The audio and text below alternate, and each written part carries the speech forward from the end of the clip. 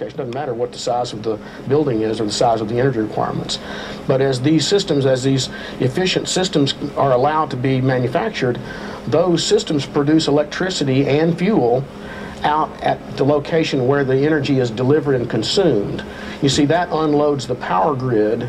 I've heard of that. Is it taking place in Europe now, or it's taking place all over the world? I mean, this is the way that, in other words, our mechanical, industrial, electronic civilization will not be able to continue without this type of power production taking place out at the end energy use positions. Does it take a lot of room? Is it going to get to the point where, I mean, is it big now and then we can shrink it down as technology evolves? It's just like the computer systems. You know, when the Apple computer came out in the early 70s and early 80s, late 70s, early 80s, it would fill up a room in terms of, you know, the componentry.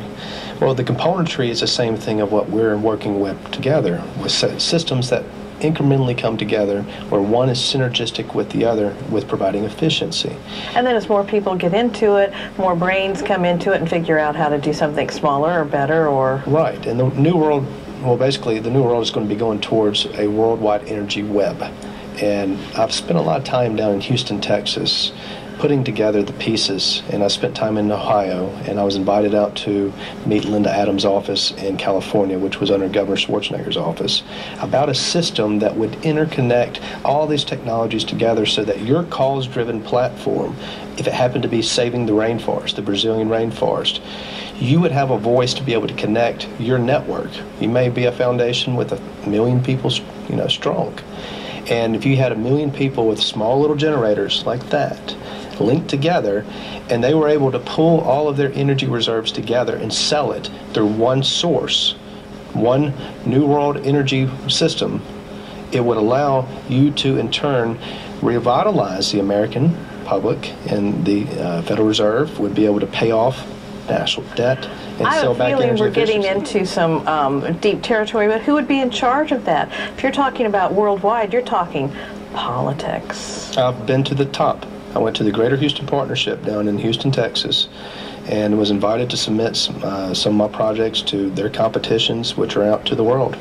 And I came back home because I felt that the problems facing the economy need to be fixed where logistics matter, and that's in Memphis. Are you from Memphis? No, I'm from Columbus, Mississippi originally. Oh, okay. I'm trying to be adopted here. You're a born-again Memphian. I just made you one. Okay. Where did you go to school? I went to University of Mississippi, Ole Miss. Oh, I love it. I love Oxford. The first time I went there, as soon as I win the lottery, I'm totally moving to Oxford. You'll get you in trouble. It's a fabulous city. Why are you doing this here? You know, because you don't. Memphis is a huge entrepreneur town, okay, and people invent things that change how the world operates. Exactly, and the results that I've been able to demonstrate have been shown to some of the largest transportation companies in the world. Due to confidentiality purposes, I can't disclose which ones. And we've only got a couple of minutes left, but are they receptive to it? Because I saw this special on electric cars and how they went and bought back all the electric cars and they wouldn't let them go.